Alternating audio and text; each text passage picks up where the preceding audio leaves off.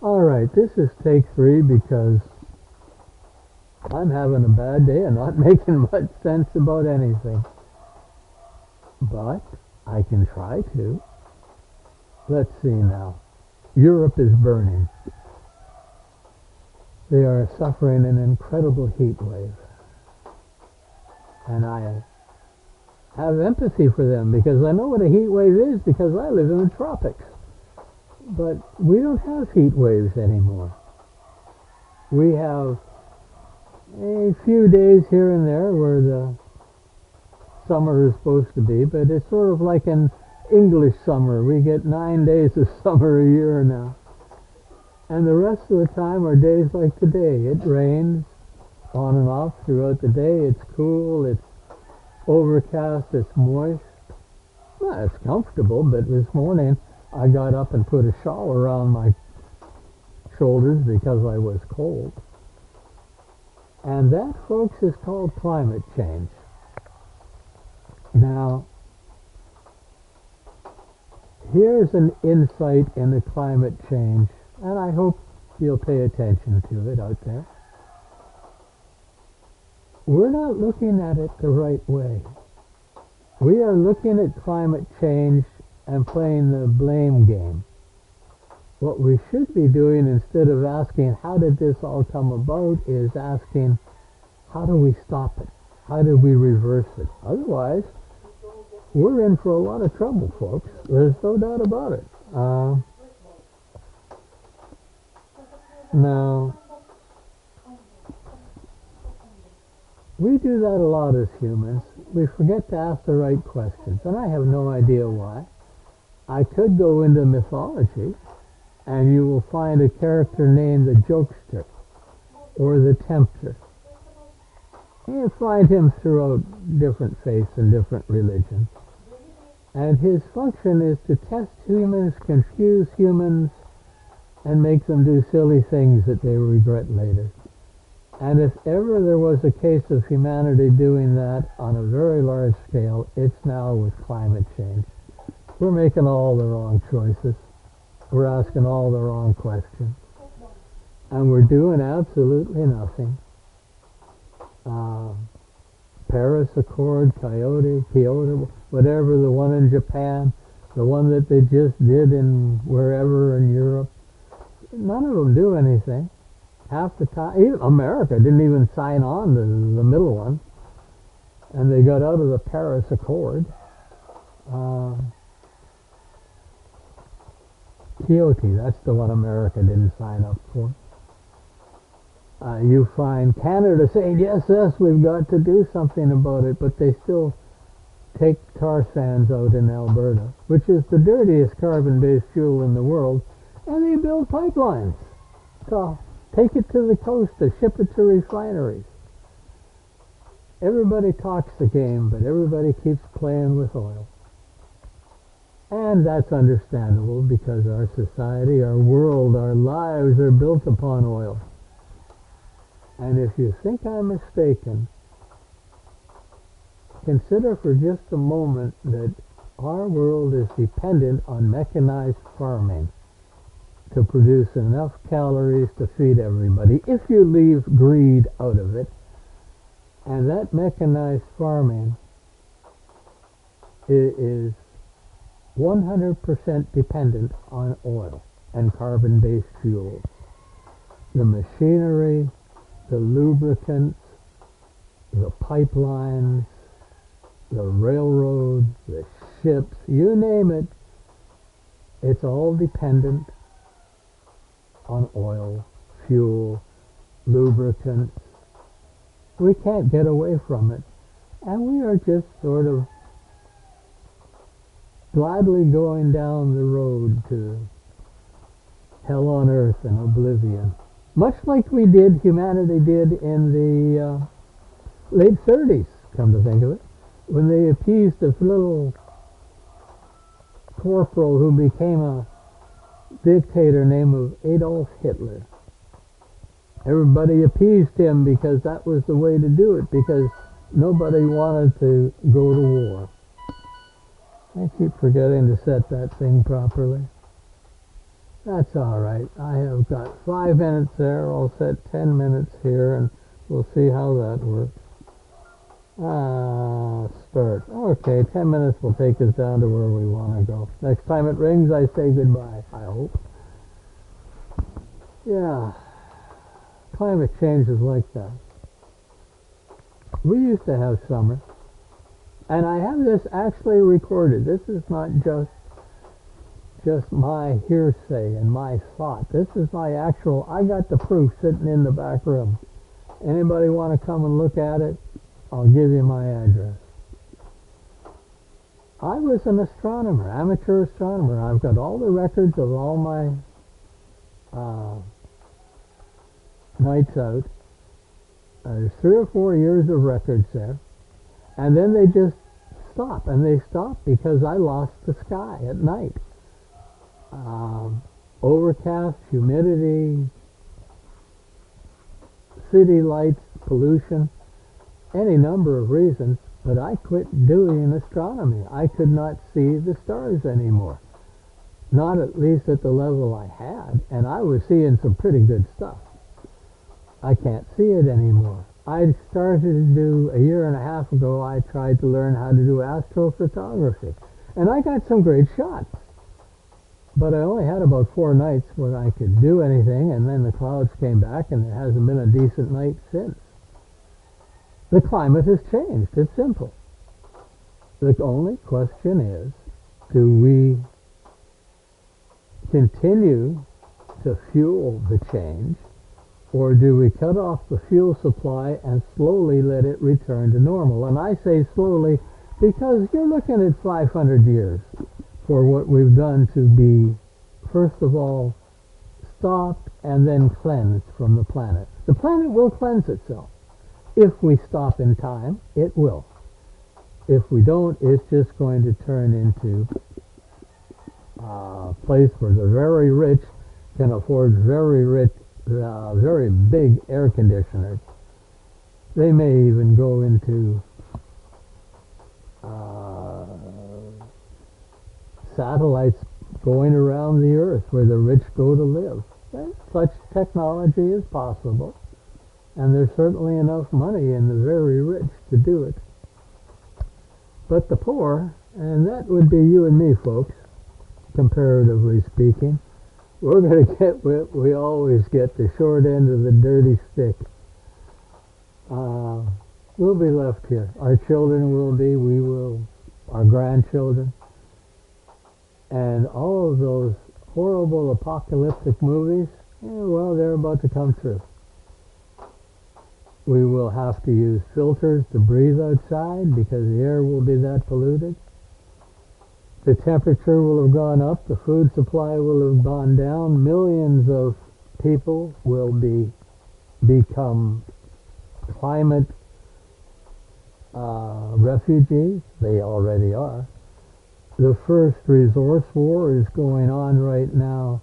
Oh, not the first one, but the big one, which may be historically called the first one, time will tell, is going on in Ukraine right now. Russia's playing we're going to turn the tap off on your oil and gas and food. The Ukraine puts out grain for 40 million people around the world, and those people aren't getting the grain, and it's already causing problems in the Horn of Africa. Incredible inflation throughout the world, including Philippines and Canada and the U.S., Britain. It's a resource war, and Putin might just win it playing that silly game. We'll see what happens there. Well, if the longer it goes on, the worse it gets for the rest of the world. There's a reality.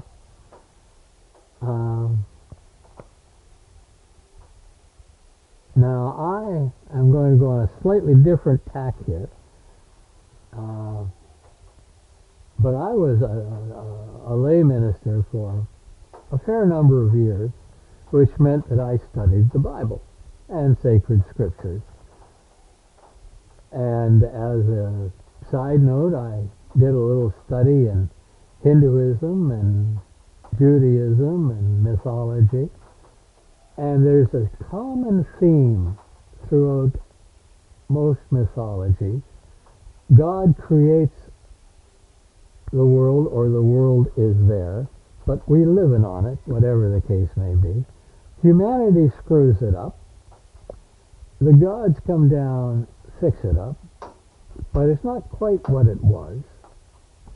Humanity screws that up, the gods come down and fix that up, but again, each time they fix it, it gets a little worse, until eventually it gets so bad that it's time to redo the whole thing, and our world is destroyed. Our universe is destroyed. Everything gets torn apart, put back together, and off we go one more time through the cycle. Now, this mythology is quite a natural mythology because it comes from people that follow the seasons. So, of course, they see things cyclic. That's the way it works. Oh, yeah. All right. The Hindu faith has a god, and I won't put a name to him or her because I'm not sure of it. But the god is a creator and a destroyer. And depending on the time and the place, the god does one or the other. And as soon as he creates, he spins around and becomes the destroyer. And as soon as he destroys, he spins around and becomes the creator. Well, that's a mythology you find throughout the world. You also find the jokester, a part of the heavenly court that's going to challenge humanity by setting up games and ridiculous situations and lies and deceits and watching humanity fall and stumble. Nothing he likes better, or she likes better. Don't have to be sexist. Or she likes better if you want to be inclusive. Just don't say she, he, it real quickly from the pulpit. You'll get a lot of problems if you try to be that inclusive. But the mythology all tells us that we're on the downward swing, and that if it goes long enough and low enough, the gods that be, or the forces that be, will destroy it all and start again. Are we getting there? I'm not a prophet, folks. In my opinion, we're maybe not far off, but that's up for wiser people than me to see. I'll just tell you the truth as I see it, based on the facts as I understand them. We're destroying the planet we live on. We have too many people. We use the wrong fuel type. We use greed instead of need. We are not nice to each other. Mass shootings are the norm in America, but they're becoming more and more prevalent in the rest of the world. Sick people who go out and try to kill everybody that they can. We're a sick bunch of puppies, and we've got to do something quickly. Now, my suggestion is that you start taking the faith of your ancestors seriously. There will be some of you whose faith and whose ancestors were warriors who wanted to do nothing but dominate and destroy and kill. Well, I hope you don't succeed. There is that side of the equation too. But many, many of us, perhaps the majority, certainly Buddhism, Christianity, Judaism, and Islam, and Hinduism make up the vast majority of the people of faith of the world. And I believe that if you go back far enough, you will find that faith is based on a simple proposition. Very simple. We are not really very nice, but we can do better. But to do better, we've got to change. We've got to transform. We've got to, here's the bad expression, you were waiting for it, we've got to be born again. Whoa, there it goes. It says I've got just about no time left. Why is that going off at 10 minutes? I don't know. It's not working properly. Oh, I'm just going to ignore that. This one tells me I've still got 5 minutes before I shut off. I've got dual clocks because I screw things up. All right, back to where I was. The great faith, the great spiritual systems, the fine philosophies are not about making bad things better. They're about transforming us into what we can be. And that's an important difference. And I think that's our only hope, is to answer that call of our ancestors' faith. If we can transform, if we can overcome what I call original sin, which is greed, G-R-E-E-D, in capital letters, I'm shouting at you, then we stand a chance. But greed is the ultimate problem. If you're a Buddhist, you call it improper desire. If you're a Christian, you recall the story of Eve and Adam, or Adam and Eve, who partake of the tree of good and evil, of knowledge. They weren't allowed to have that. They could eat from the tree of eternal life, that was fine. They could eat from anything else, but if they combined that with the knowledge of good and evil, it was bad times. So that was forbidden. And that's the only thing they couldn't have was what they wanted. Improper desire. Greed.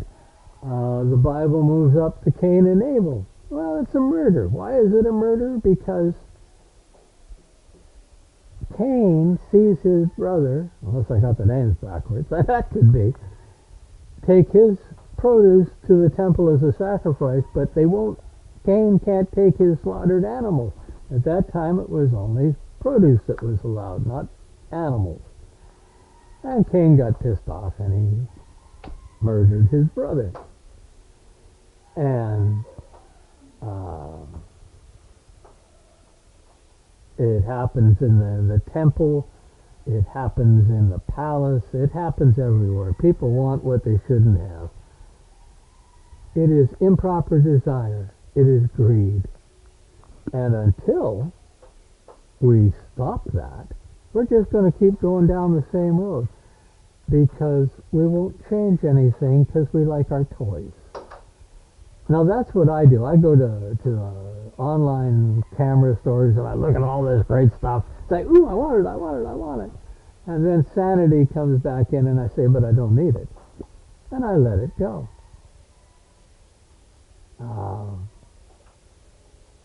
That's just the way it is. Need and greed are two parts of the same thought. Greed is just extreme. You take your need and take it extreme and it turns into greed. When you have more than you rightfully deserve.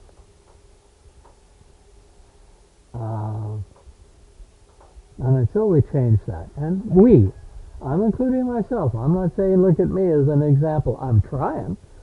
I tell you that honestly. I'm trying, and I got news for you folks. A lot of the time I fail.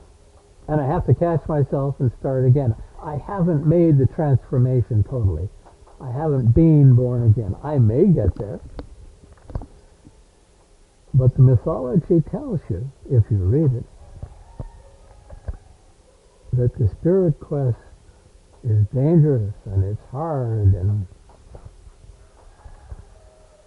usually it's for young people because they have the strength. Well, I can think of a lot of reasons why I don't have it, but probably the big one is lazy.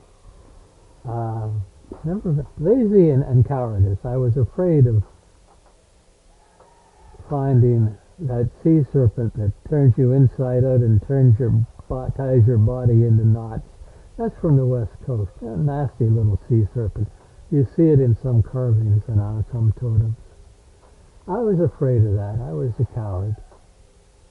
Now I'm not so much a coward, but I don't have that much energy left. But what I do have is 20 minutes on the timer. Think about it, folks.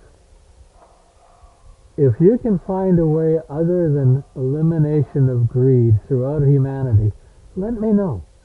I think that's the only way. I could be wrong. I hope I'm wrong, because that way I don't think can be done.